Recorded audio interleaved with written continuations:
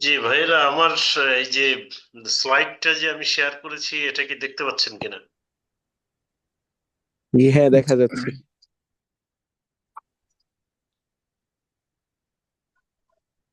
জি দেখা যাচ্ছে। জি দেখা যাচ্ছে স্যার।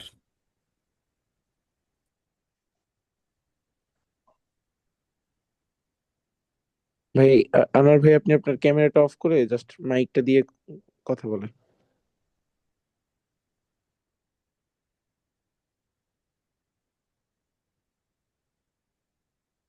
কেউ কি আমাকে কিছু বলছেন? আমি বুঝি নাই। না স্যার, ক্যারি অন স্যার, আপনাকে কিছু বলা হয়নি। ওকে, আসসালামু আলাইকুম ওয়া রাহমাতুল্লাহি ওয়া বারাকাতুহু। আপনাদের সবাইকে আমি স্বাগত জানাই। সকালবেলা আপনারা কষ্ট করে এই মজার ঘুম বাদ দিয়ে আপনারা ফান্ডামেন্টাল অফ ইসলামিক ফিনটেকের ইবনে খালদুন ইনস্টিটিউট কর্তৃক আয়োজিত এই সার্টিফিকেট কোর্সের প্রথম ব্যাচে আপনারা অংশগ্রহণ করছেন। আপনাদের আমি স্বাগত জানাই। আপনাদের একটু শুনতে হয়তো বা শব্দ সমস্যা হতে পারে দুইটা কারণে। এখনো আমি কয়েকদিন যাবত, প্রায় এক সপ্তাহ যাবত ঠান্ডায় খুবই আক্রান্ত, জ্বর, মাথা ব্যথা ইত্যাদি ইত্যাদি প্রবলেম। এই জন্য ভয়েসটা একটু অন্যরকম। আর সেকেন্ডলি, আমি যেইখানে বসে সেশনটা কন্ডাক্ট করছি এর আশেপাশে কিছু কনস্ট্রাকশনের কাজ হয়, এর সাউন্ড হয়তো বা আপনাকে কিছু ডিস্টার্ব করবে। এই জন্য আমি শুরুতেই আন্তরিকভাবে দুঃখ প্রকাশ করছি। তো আমরা শুরু করি। আজকের আমরা যে বিষয়গুলো নিয়ে কথা বলার চেষ্টা করব তার মধ্যে ইসলাম বেসিক্যালি আমরা জানার চেষ্টা স্যার, করব। আপনার পরিচয়টা অনেকে জানতে চেয়েছেন, তাই আর জি কি। জি জি, আমি যাব আস্তে আস্তে। আমরা যে বিষয়টা নিয়ে আজকের কথা বলবো সেটা হলো exploring Islamic economy in the digital age. এর মধ্যে আমরা ফিনটেক, ব্লকচেইন, ক্রিপ্টোকারেন্সি অ্যান্ড শরিয়া কমপ্লায়েন্ট ইনোভেশনের বিষয়গুলো নিয়ে আমরা কথা বলবো ইনশাআল্লাহ। আমার পরিচয় হলো, আমি doctor Zahiduzzaman, certified Islamic professional accountant, certified sharia adviser and auditor, certified information system auditor, certified blockchain professional, project management professional. এরকমের আমার সার্টিফাইড সাপ্লাই চেইন অ্যানালিস্ট। এরকমের আমার প্রায় 6-7টা ইন্টারন্যাশনাল ফেলোশিপের মেম্বারশিপ আছে। আর আমি ঢাকা বিশ্ববিদ্যালয়ে অ্যারাবিক থেকে ইসলামিক ব্যাংকিং, ফাইন্যান্স অ্যান্ড শরিয়ার উপরে একটা পিএইচডি করি। এই ঢাকা বিশ্ববিদ্যালয় অ্যারাবিক অ্যান্ড ফাইন্যান্স ডিপার্টমেন্ট যৌথভাবে। আর সেকেন্ড আর একটা পিএইচডি আমার university of the Cumberland USA তে। এইখানে MSc in business analytics leading to business management fintech, এইটার পিএইচডি আমার চলমান আছে। আর আমার কিছু প্রফেশনাল সার্টিফিকেশন আছে: fintech, cyber security, data analytics, Islamic fintech, project management ইত্যাদি ইত্যাদি। এর বাইরে আমি এমবিএ করছি 2-3টা, এলএলবি করছি, আইটিপি, ব্যাংকিং কিছু ডিপ্লোমা, সার্টিফাইড জেনারেল অ্যাকাউন্টেন্ট ইত্যাদি ইত্যাদি। অনেক পড়াশোনা, অনেক বলতে লিস্টে অনেক, অর্থাৎ জানাশোনায় অত বেশি না। আর পেশাগত যদি বলেন তাহলে আমি ইউএসএ এর টেক্সাসে একটা ফোন ব্যাংক, আইএনসি ইনকর্পোরেশন, এর চিফ অপারেটিং অফিসার হিসেবে ওখানে কর্মরত আছি। সোনালী ব্যাংকের হেড অফিসে ইসলামী ব্যাংকিং কার্যক্রমের সাথে সম্পৃক্ত আছি। যে দেশে যেহেতু এখনো থাকি, পার্মানেন্ট ইউএসএ যাই নাই, সেজন্য দেশের সোনালী ব্যাংকটাই আমার প্রধান আহ, কাজের জায়গা বলতে পারে।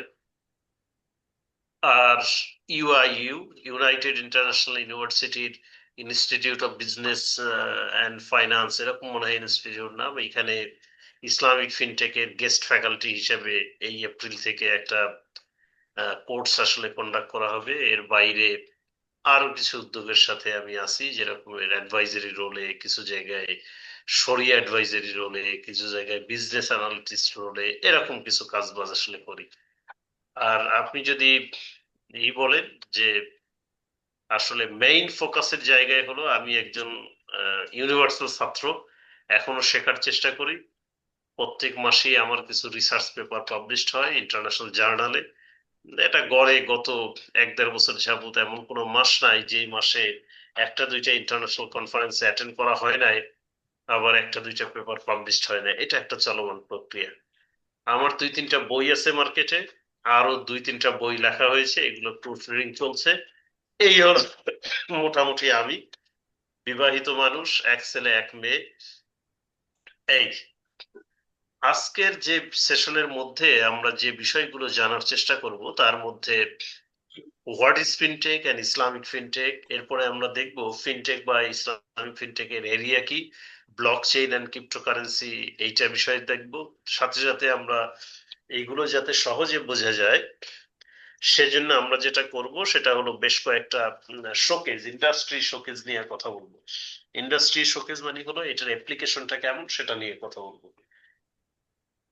এই যে মিজানুর রহমান পাশা ভাই আমাকে যে সেশন কন্ডাক্টের জন্য যে লিস্ট আমাকে দিয়েছেন, সেটা ধরেন 5-6টা সেশন নিলেও এই লিস্ট কভার হবে না, এরকমের একটা বিশাল ফর্দ আমাকে ধরিয়ে দিয়েছেন।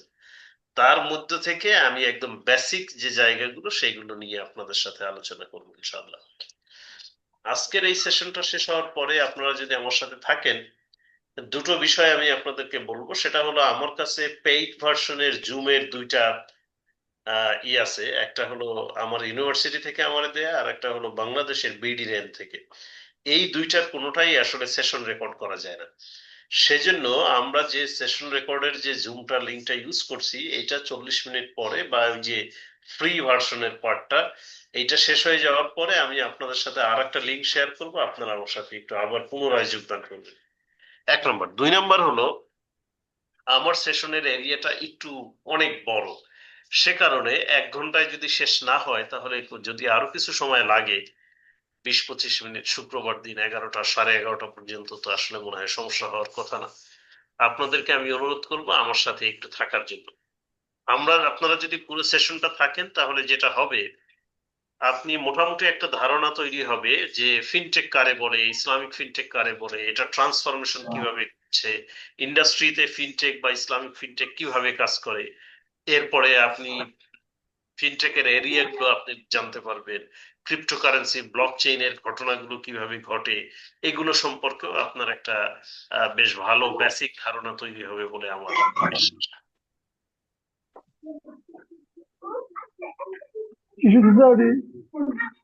আচ্ছা, আমরা ফিনটেকের সেশনে ঢোকার আগে আমি আপনাদের সাথে যেটা একটু বলতে চাই, সেটা হলো এই যে আমরা যে বিভিন্ন ধরনের কার্ড ইউজ করি ব্যাংকের, আপনারা নিশ্চয়ই আপনাদের ব্যাংকে যদি কারো অ্যাকাউন্ট থেকে থাকে, তার নিশ্চয়ই কার্ড আছে। এবং এই যে কার্ড আপনার আছে, সেই কার্ড আপনি যে ব্যবহার করেন, সেটার ক্ষেত্রে যে ঘটনাগুলো ঘটে সেটা আসলে কিরকম ঘটে। সেটা হলো এরকম ঘটে যে আহ, আপনি ধরে নেন, একটু ভাবেন, আপনি স্বপ্নের একটা আউটলেটে ঢুকলেন, স্বপ্নের একটা আউটলেটে ঢুকে আপনি 500 টাকার বাজার করলেন বা 700 টাকার বাজার করলেন। যদি আপনি 500 বা 700 টাকার বাজার করেন, তাহলে কি ঘটবে? আপনি সব জিনিসপত্র নিয়ে একটা ব্যাগ নিয়ে এসে আপনি কাউন্টারে এই টাকাটা, ওই কাউন্টারে যখন দিবেন, তখন তারা একটা পজ মেশিন আপনাকে এগিয়ে দিবে, পিওএস মানে point of sale. POS machine যখন এগিয়ে দিবে, তখন আপনি ওই পজ মেশিনের মধ্যে আপনার কার্ডটা ঢুকাবেন।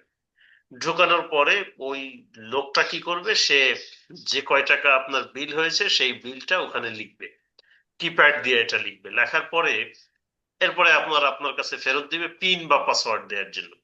আপনি পিন বা পাসওয়ার্ড দিবেন, একটু সময়ের মধ্যে, কয়েক সেকেন্ডের মধ্যে এইটা আপনার ট্রানজেকশনটা যদি সাকসেস হয়, তাহলে সাকসেস হয়ে একটা রিসিপ্ট বের হবে। আর আপনি আর একটা মেসেজ পেয়ে যাবেন আপনার ব্যাংক থেকে, যে আপনার ব্যাংকের অ্যাকাউন্ট থেকে এত টাকা কাটা হয়েছে। এটার সাথে আমরা অভ্যস্ত।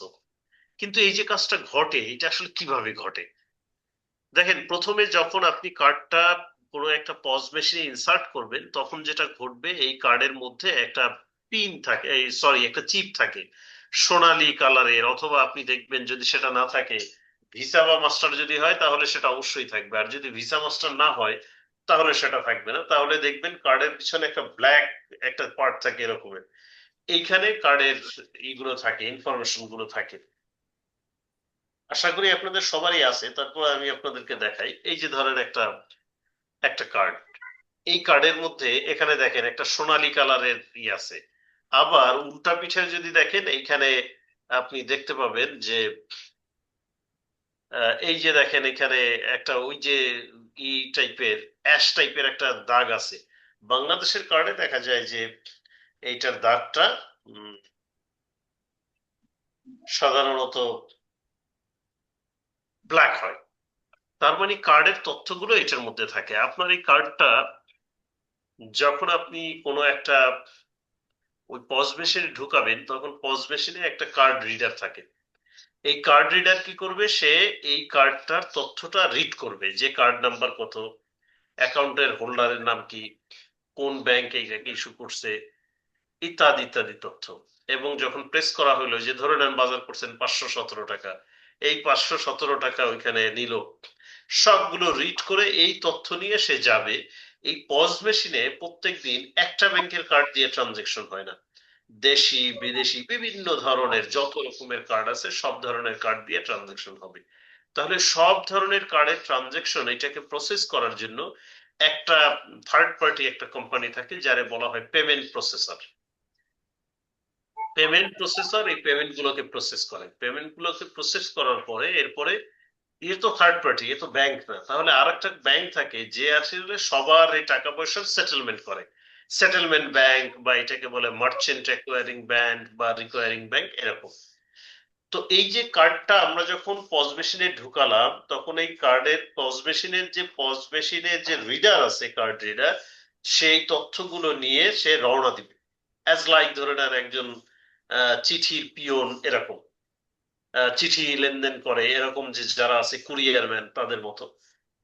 সে যখন এটা নিয়ে রওনা দিবে, তখন সে পেমেন্ট প্রসেসরকে তথ্যটা জানাবে যে এরকমের একজন কার্ড হোল্ডার, তার ভিসা কার্ড, তার কার্ড নাম্বার এই, তার নাম এই, এত টাকা সে স্বপ্নের এত নাম্বার, ধরে নেন 201 নাম্বার আউটলেটে সে আসলে ট্রানজেকশন করতে চায়, এখন আমি কিন্তু তার তথ্য নিয়ে যাচ্ছি।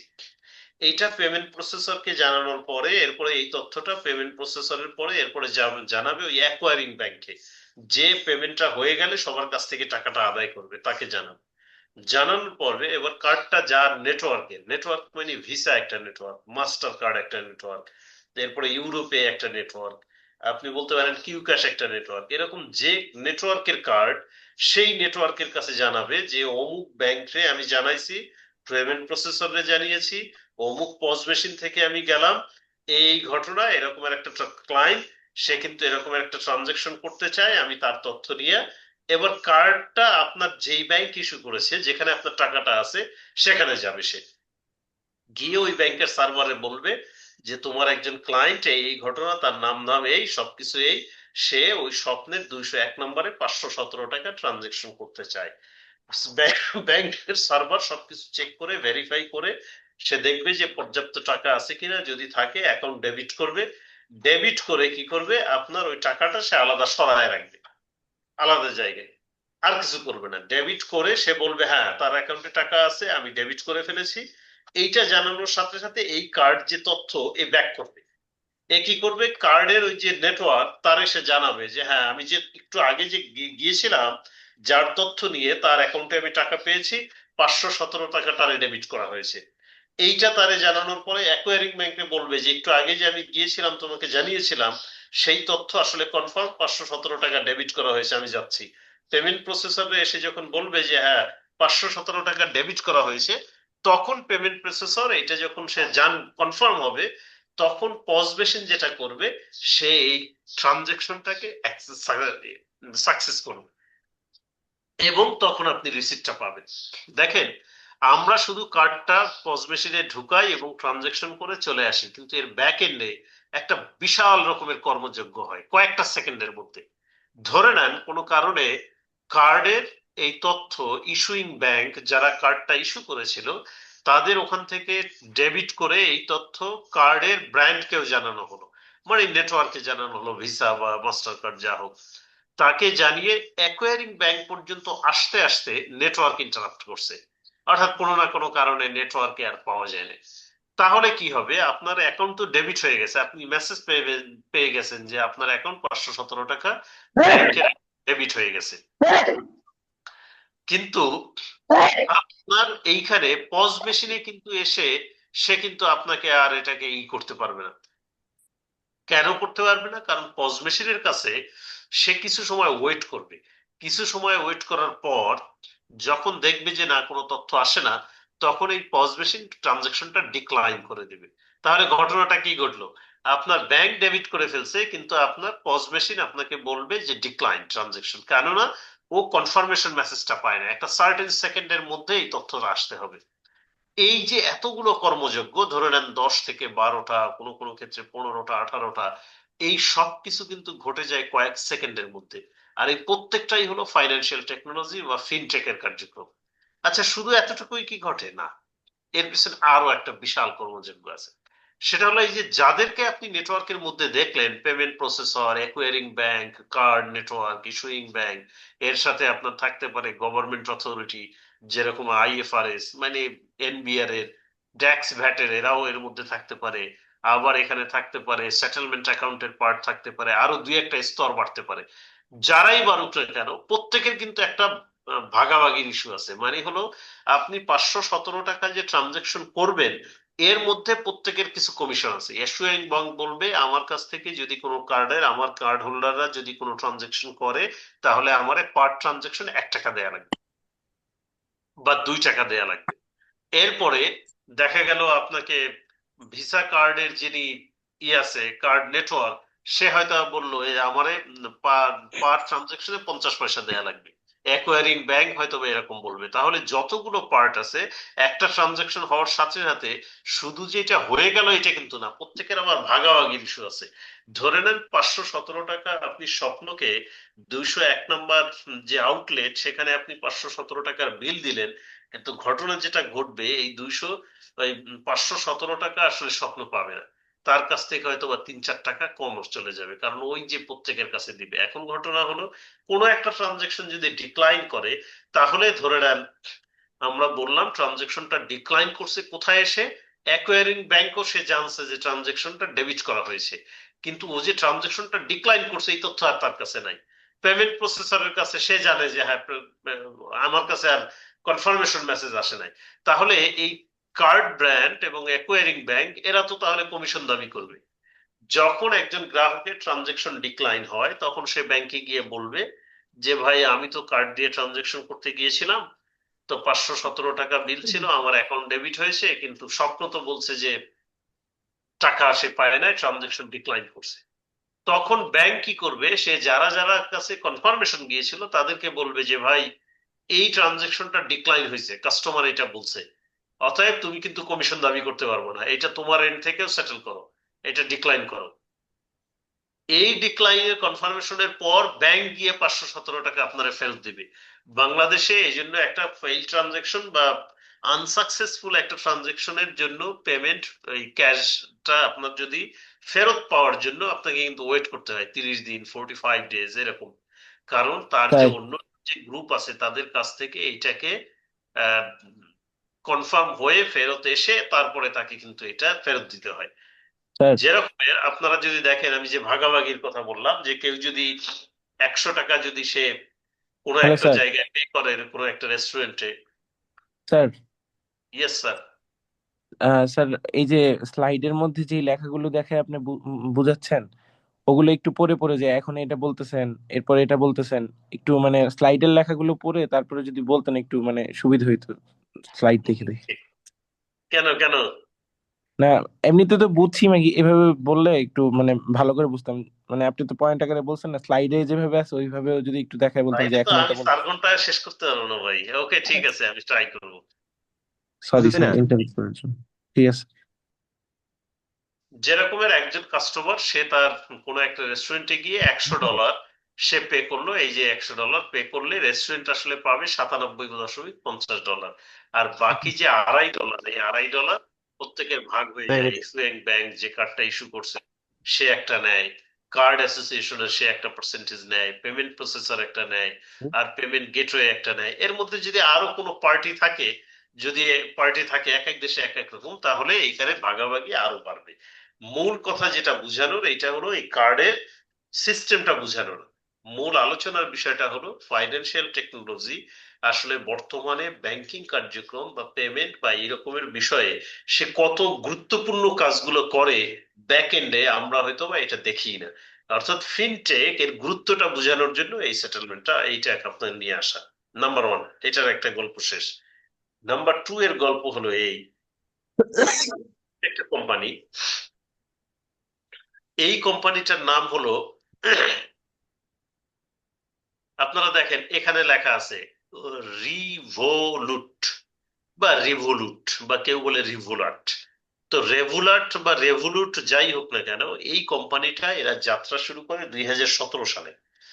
2017 সালে তারা যখন এই কোম্পানিটা চালু করে, এটা ইউকের একটা কোম্পানি, তারা কোম্পানিটা যখন চালু করে 2017 সালের পরে, তো প্রথম বছরে তো আসলে তেমন কিছু হয় না, ধরে নেন 18 থেকে ধরতে পারেন, 18, 19, 20, 21, 22, 23, 5 বছরে এই কোম্পানিটার যেটা দাঁড়িয়েছে সেটা হলো তার কাস্টমার আছে, এই জায়গায় দেখেন 2023-এ তার কাস্টমার আছে 38.0 মিলিয়ন কাস্টমার।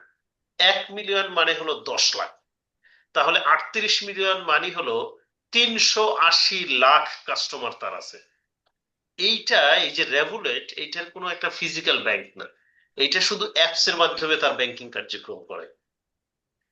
এবং তার 2023-এ আর 380 লাখ কাস্টমার ছিল, সেই কাস্টমার বেড়ে 2024-এ হয়েছে 52.5 মিলিয়ন, মানে 525 লাখ কাস্টমার তার কাছে এখন দাঁড়িয়েছে। আপনি এবার চিন্তা করেন যে আসলে ঘটনাটা কেমনে দাঁড়াইছে, 380 লাখ থেকে তার দাঁড়িয়েছে 525 লাখ কাস্টমার হয়েছে, 1 বছরে তার কাস্টমার বাড়ছে 38%। এটা কিন্তু কোনো ব্যাংকিং কার্যক্রমের মতো আমাদের দেশে যে ফিজিক্যাল ব্যাংকিং, সেরকম কিন্তু ব্যাংকিং সে করে না। মানে আমি যেটা বলতে চেয়েছি, তার কিন্তু ফিজিক্যাল এক্সিস্টেন্স অলমোটে নাই। শুধু তাই না, সেটা হলো 2024-এ তার ট্রানজেকশন হয়েছে 1 trillion pound, not a dollar, pound. 1 trillion pound মানে হলো, এটা কত টাকা হয় এটা আসলে আমার ক্যালকুলেটর টিপে দেখা লাগবে। সারা পৃথিবীর 30টা দেশে তার ব্যাংকিং লাইসেন্স আছে, এবং সারা পৃথিবীর 100টার বেশি ইউরোপের 19টা কান্ট্রিতে এটা নাম্বার অফ ফাইন্যান্স কোম্পানি, এবং এইটা 100টার বেশি দেশ এই অ্যাপটার মাধ্যমে ট্রানজাকশন করতে পারে। শুধু কি এতটুকু না, এতটুকু না, এর যে টোটাল কাস্টমার তাদের ব্যালেন্স আছে 2023-এ তাদের টোটাল ব্যালেন্স ছিল 18.2 বিলিয়ন পাউন্ড। 2024-এ এটা প্রায় দ্বিগুণ হয়েছে, 66%। এইটা কিন্তু বেড়ে গেছে। সেটা হলো, আমাদের আর 10 মিনিট পরে আমি আবার আপনাদের লিঙ্ক দিব। যেটা ঘটলো সেটা হলো যে 2024-এ তাদের ব্যালেন্স গিয়ে দাঁড়ায়, কাস্টমারদের ব্যালেন্স ছিল যে 30.2 বিলিয়ন পাউন্ড, মানে 1 বছরে কাস্টমারের ব্যালেন্স বেড়ে দাঁড়ায় 66%। এবং তারা মান্থলি ট্রানজেকশন করে, অর্থাৎ লেনদেন করে কাস্টমাররা, এইটা হলো 590 মিলিয়ন পাউন্ড পর্যন্ত তারা লেনদেন করে। এবং এই মান্থলি ট্রানজেকশনের, এটা যদি আপনি সংখ্যা বিবেচনা করেন, এটা সংখ্যা 24-এ গিয়ে এটা 940 মিলিয়ন ট্রানজেকশন তার হয়েছে। এটা পুরাটাই সে ম্যানেজ করছে সফটওয়্যারের মাধ্যমে আর অ্যাপস এর মাধ্যমে। এই কোম্পানিটা 2023-এ তারা হলো বিফোর প্রফিট, অর্থাৎ ট্যাক্স দেওয়ার আগে, এখানে দেখাচ্ছে ট্যাক্স দেওয়ার আগে সে, তার যে লাভ হয়েছে ট্যাক্স দেওয়ার আগে, সেই লাভের পরিমাণ হলো ট্যাক্স দেওয়ার আগে 438 মিলিয়ন পাউন্ড। আর ট্যাক্স দেওয়ার পরে 24-এ তার লাভ হয়েছে 344 মিলিয়ন পাউন্ড। 344 মিলিয়ন পাউন্ডে বাংলাদেশের ধরে নেন 14,000 কোটি টাকার মতো হয়। এই কোম্পানিটার সকল খরচ, এমপ্লয়ীদের খরচ, আইটি খরচ, যাবতীয় খরচ দেওয়ার পরে তার 14,000 কোটি টাকা সে লাভ করছে 1 বছরে। এই কোম্পানিটা একটা ফিনটেক কোম্পানি। সারা পৃথিবীতে এই কোম্পানিগুলো, অর্থাৎ এখন যে আপনি দেখেন সারা পৃথিবীতে এরকম কোনো ব্যাংকই পাবেন না, যেরকম আমেরিকায় একটা ব্যাংক আছে, এটার নাম হলো ওয়েলস ফার্গো ব্যাংক। এই ওয়েলস ফার্গো ব্যাংকটা আমেরিকার নাম্বার ওয়ান ব্যাংক আপনি বলতে পারেন। এই ব্যাংকটা নাম্বার ওয়ান ব্যাংক এই কারণে, কারণ সে গোল্ড রাশের সময় থেকে শুরু করে আমার কি সে, আপনারা এই স্লাইড দেখতে পাচ্ছেন? জি স্যার, দেখা যাচ্ছে দেখা যাচ্ছে। কিন্তু আমার এখানে তো সব আপনাদের নাম নাম চলে আসছে। স্যার একটু মানে বাম পাশে সোয়াইপ করেন, বাম পাশে সোয়াইপ করলে স্লাইডটা আসতে পারে। এবার কি মানে দেখতে পাচ্ছেন? আপনাদের আপনাদের কোনো সমস্যা হচ্ছে না তো? জি না স্যার, জি না আমাদের জি সমস্যা ছিল। না স্যার, ঠিক আছে স্যার, ঠিক আছে স্যার। আলোচনা করলে আলো তো প্যারেড করবে না।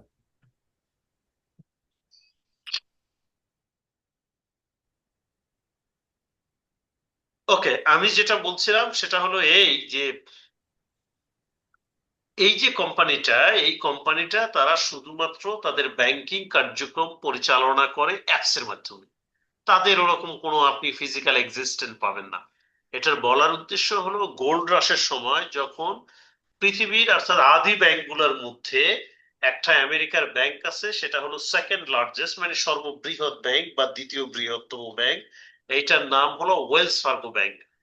এই ব্যাংকটা প্রায় 400-500 বছর ব্যাংকিং কার্যক্রম করে, তারও এত কাস্টমার নাই যত কাস্টমার এর আছে। এই যে রেভুলার্ট, সে কিন্তু তার ব্যাংকিং কার্যক্রম করে পুরাটাই হলো অ্যাপস এর মাধ্যমে। আমি আপনাদেরকে যেটা বোঝানোর চেষ্টা করছি সেটা হলো এই ফাইন্যান্সিয়াল টেকনোলজির আসলে ইম্পর্টেন্সটা কি সেটা বোঝানোর জন্য। ফিনটেক এটা হলো, আমরা যতটুকু হিস্ট্রি জানতে পারি সেটা 9000 বিফোর ক্রাইস্ট মানে খ্রিস্টপূর্ব সময় থেকে 620 বিফোর পর্যন্ত আমরা যেটা জানতে পারি তখন ছিল বার্টার পদ্ধতি। মানে লেনদেন করতো এক একজন পণ্য, আমার কাছে লাউ আছে আর একজনের কাছে শশা আছে, আমি লাউ দিয়ে শশা নেবো, এটাকে বলা হয় পণ্য বিনিময় পদ্ধতি মানে বার্টার পদ্ধতি। সেকেন্ড ফেজে এসে মানুষজন যেটা ডেভেলপ করলো সেটা হলো কমোডিটি মানি। মানে হলো সল্ট দিয়ে অথবা অন্য অন্য কিছু দিয়ে, কড়ি দিয়ে, এরকম করে তারা লেনদেন কার্যক্রমটা করতো। তারপরে থার্ড ফেজে আসলো কয়েনেজ। ফোর্থ ফেজে আমরা এসে দেখলাম যে যখন টাকা আবিষ্কার হলো তারপর থেকে ডিম্যাটেরিয়ালাইজেশনের যুগে আসছি আমরা। এই ডিম্যাটেরিয়ালাইজেশন মানে ম্যাটেরিয়াল ছাড়া যে সময়টা, সেটাকে বলা হয়েছে ডিম্যাটেরিয়ালাইজেশন। এই ডিম্যাটেরিয়ালাইজেশনটাও এখন আবার ডিজিটাল ডিম্যাটেরিয়ালাইজেশন হচ্ছে। মানে টাকা, আমার যে ফিজিক্যাল টাকার এক্সিস্টেন্স সেটাও দিনে দিনে কমে যাচ্ছে। সেই অবস্থাটায় আমরা আসছি। এটা হলো ফিনটেকের ট্রান্সফরমেশন। বলার উদ্দেশ্য হলো ফাইন্যান্সিয়াল টেকনোলজি সেই আদিকাল থেকেই ছিল। ফাইন্যান্সের সাথে টেকনোলজির ব্যবহার, ধরে নেন কয়েন বানাইতে হলে তো টেকনোলজি লাগে, সেটা ছাড়া তো হয় না। ঠিক ওরকম ভাবে আপনার টাকা বানাতে হলে টেকনোলজি লাগে। এই টেকনোলজি যুগ যুগ ধরে কালে কালে ছিল। ফিনটেক যে আজকের শুরু হয়েছে বিষয়টা তা না। কিন্তু এই যে ডিজিটালাইজ যেটা হওয়া, যেরকম আপনি বলতে পারেন ডিজিটালাইজেশন বা ডিজিটাইজেশন, এই ট্রান্সফরমেশনটা আসলে ঘটা শুরু হয় রিসেন্টলি। ফিনটেক যেটা করে, ফাইন্যান্সিয়াল টেকনোলজি বলতে আসলে কি বোঝায়, এই যে দেখেন একটা হিসাবের খাতা, এই হিসাবের খাতাটাকে বলা হয় লেজার। যেখানে হিসাব লিখে রাখা হয় এই খাতাকে বলা হয় লেজার, যেখানে অ্যাকাউন্টের ডেবিট ক্রেডিট লিখে রাখে। এই লেজার ফিনটেকে সারা জীবন থাকবে। ফিনটেক কি করছে, এই লেজারটাকে কম্পিউটারাইজ করছে, এটা আর এখন ম্যানুয়াল নাই। ফিনটেক আরো যেটা করছে, ব্যাংকের যে ফিজিক্যাল ব্যাংকিং কার্যক্রম সেটাকে ডিজিটাল ব্যাংকিং কার্যক্রমে নিয়ে আসছে। রেগুলার তার উদাহরণ। নতুন নতুন বিষয় আবিষ্কার করেছে, যেরকম মোবাইল ফাইন্যান্সিয়াল সার্ভিস, বিকাশ, নগদ, এগুলো আগে ছিল না, এখন এটা আসছে। তাহলে ফাইন্যান্সিয়াল টেকনোলজি বলতে বোঝায় ফাইন্যান্স এবং টেকনোলজির মধ্যে একটা কানেকশন। এবং আরো যেটা বোঝায় সেটা হলো একটা ট্রান্সফরমেশন। ট্র্যাডিশনাল যে ফর্ম ছিল মানে গতানুগতিক যে ধারায় ব্যাংকিং কার্যক্রম, ফাইন্যান্সের কার্যক্রম হইতো, সেইটা এখন পরিবর্তন হয়ে নতুন একটা ফর্ম সে নিয়ে আসে। কোন কোন জায়গায় এই পুরাতন ফর্ম বাদ দিয়েও সে নতুন ফর্মে আর কি নতুন করে আবিষ্কার করছে। যেরকম আমরা যে ব্লক চেইন, ক্রিপ্টোকারেন্সি নিয়ে কথা বলবো, সেটা হলো আসলে ফিনটেক কেন ম্যাটার করে। ম্যাটার করে এই জন্য, এটা গ্লোবাল এক্সপানশনের তাড়াতাড়ি তৈরি হয়। যেরকম ফিনটেক ছাড়া কোনোভাবেই রেগুলার সে 130টা দেশের মানুষের সেবা দিতে পারতো না, 30টা দেশে ব্যাংকিং সেবা দিতে পারতো না। এই জন্য ফিনটেক ম্যাটার করে। এর খরচ কমে যায়। আগে মানুষের টাকা পাঠাইতে অনেক টাকা লাগতো, আর এখন খুব কম টাকা লাগে। ফাইন্যান্সিয়াল ইনক্লুশন মানে হলো যারা যে কোনো মানুষই এখন ব্যাংকিং ও ফাইন্যান্সিয়াল এক্সিস্টেন্স তার মধ্যে তৈরি হয়। মানে গ্রামের একজন মানুষ, সে হয়তো বা ছোট্ট একটা মুদি দোকান চালায়, তারও হয়তো বা বিকাশ আছে। তার মানে এই যে ফাইন্যান্সিয়াল ইনক্লুশন, এটা খুব ইম্পর্টেন্ট কোনো একটা দেশের জন্য, তার উন্নয়নে। Innovation acceleration and efficiency boost, এই সব কিছুর জন্যই আসলে ফিনটেক খুবই ম্যাটার করে। এবার আমাদের 2 মিনিট 53 সেকেন্ড আছে, আমি এখানে এই পার্টটা শেষ করে আমি আপনাদেরকে আবার একটা লিংক দিচ্ছি, আমাকে 2-3 মিনিটের একটা সময় দেন। এরকম করে আমার একটু চালাতে হবে আজকে। জি, আপনাদেরকে ধন্যবাদ।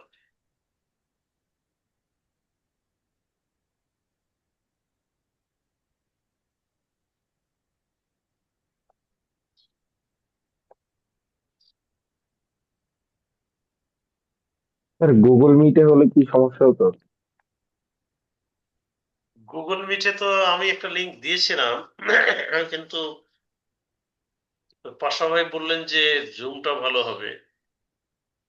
ও, আচ্ছা, আমরা গুগল জুমটাই মিটে নেই। ভালো হবে কোনটা আপনার কাছে মনে হয় স্যার? এগুলো আমি জানি না ভাই, যে যেটা দেয় আমি সেটার উপরই। সকলেই আর কি জমি ক্লাস করে ভালো হয় আর কি। আচ্ছা, আমি জি, জুমই দিচ্ছি আপাতত। জুমে ভালো হয়।